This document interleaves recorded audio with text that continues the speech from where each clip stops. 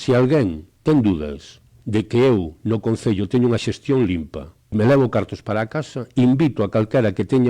pense eso, que vai ao xulgado. A denuncia vou a facer esta semana, a estou elaborando, ademais estou elaborando eu, porque vou a ir un paso máis alá, que vou a ir tamén denunciar os 3 ou 4 perfiles falsos que temos localizados, e ademais tamén están cometendo un delito que é a usurpación de identidade. Son perfiles cunha foto dunha persona que non existe, ou que é unha persona, unha foto que baixan das redes. Teño unha das capturas onde din onde vivo o alcalde, onde vivo eu, algúns deles incluso, e o digo aquí, porque o sei, e o digo porque ademais ves os comentarios do tipo que son vinculados a algún partido político. E máis, hai un concelleiro da oposición, do BNG en concreto, que